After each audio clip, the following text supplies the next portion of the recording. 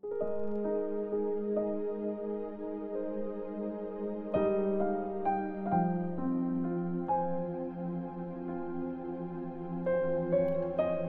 chapter 11.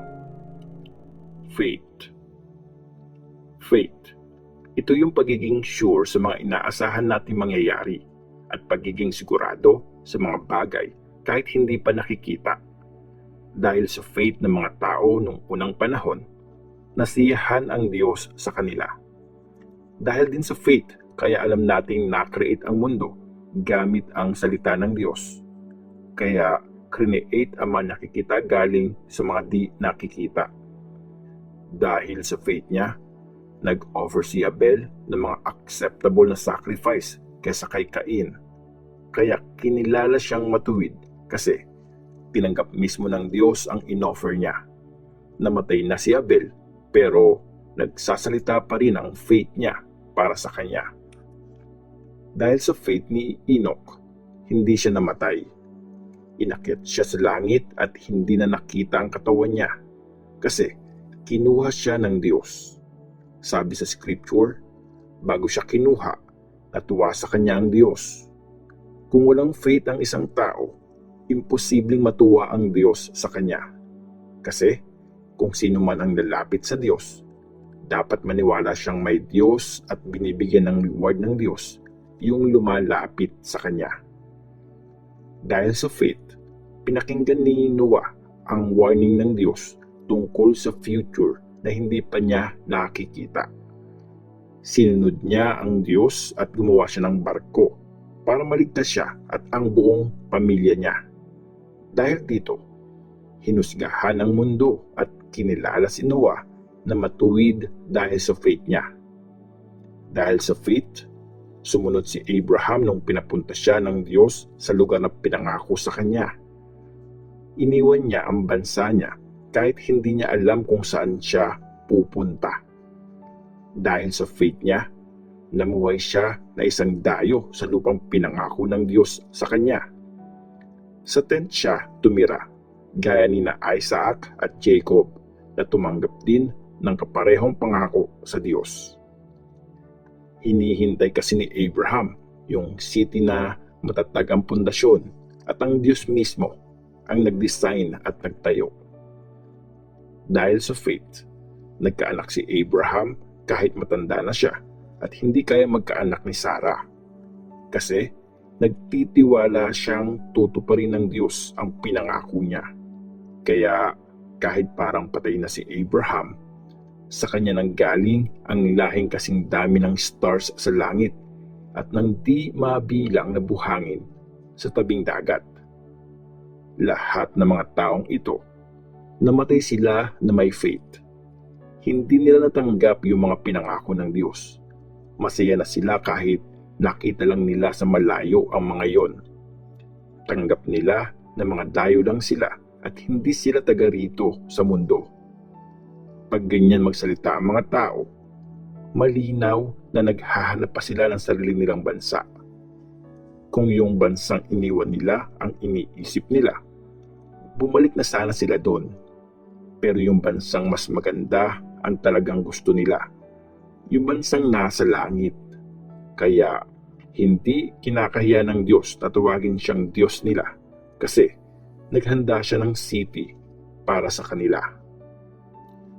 Dahil sa faith ni Abraham, inoffer niya ang anak niyang si Isaac bilang sacrifice nung itest siya ng Diyos.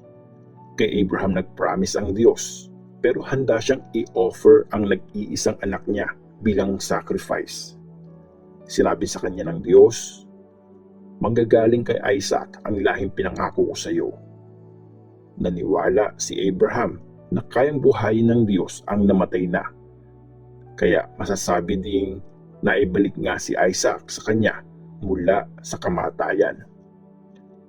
Dahil sa faith, blines ni Isaac sina Jacob at Esau para sa future nila.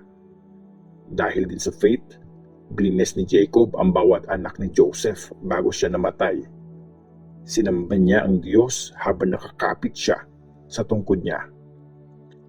Dahil sa faith, bago namatay si Joseph, sinabi niyang aalis ang mga Israelites sa Egypt at binilin din niya kung anong gagawin sa katawan niya pag namatay na siya. Dahil sa faith, 3 months na tinago si Moses ng mga magulang niya pagkapanganak sa kanya.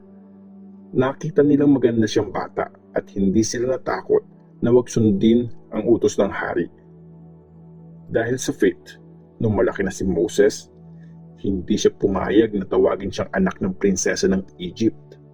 Mas pinili niyang maghirap kasama ang bayan ng Diyos kaysa magpakasaya sa kasalanan ng sandali lang.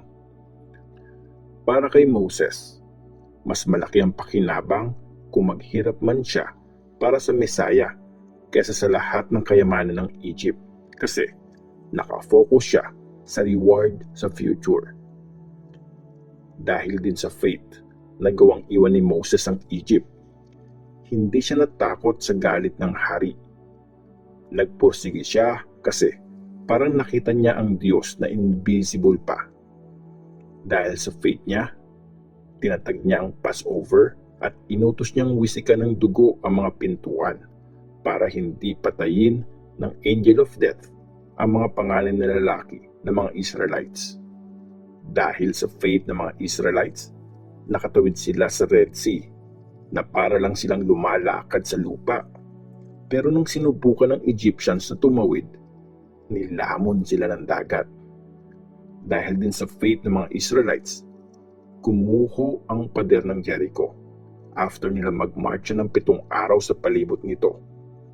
Dahil sa faith, hindi napasama si Rahab sa mga taong pinatay dahil hindi sila sumusunod sa Diyos. Kasi winelcome niya ang mga espiyang Israelite. Itutuloy ko pa ba? Hindi na kasyang oras para ikwento ko na sina Gideon, Barak, Samson, Jephthah, David, Samuel at ang mga prophets. Nagtiwala sila kaya tinalo nila ang ibang bansa sa labanan. Ginawa nila ang tama at tinanggap ang pinangako ng Diyos. Napaamo nila ang mga layon, napatay ang mga malalakas na apoy at nakaligtas sa mga gustong pumatay sa kanila. Mahina sila dati pero lumakas sila. Naging malakas sila sa labanan at tinalo ang mga army ng mga ibang bansa. May mga babae na may mga kamag-anak na namatay na pero nabuhay ulit. May mga umayaw na palayain sila kasi mas pinili nilang mamatay sa torture para buhayin ulit sila sa mas magandang buhay. May iba namang pinagtawanan at nilatigo. Meron ding kinadena at kinulong. Pinagbabato sila, nilagari at pinatay gamit ang espada. Nagpagala-gala silang suot ang mga balat ng tupa o kambing. Naging pulubi sila, inapi at pinahirapan. Hindi deserve ng mundo ang mga mabubuting taong ito. Sila na nagpagala-gala sa mga desert at sa mga bundok, tumira sa mga kuweba at mga hukay sa ilalim ng lupa. Dahil sa faith nila, nag-iwan silang lahat ng magandang record. Pero hindi nila natanggap ang pinangako ng Diyos kasi may mas magandang plano ang Diyos para sa atin at ayaw ng Diyos na ma-reach nila ang goal ng faith nila, ang maging perfect nang hindi tayo kasama.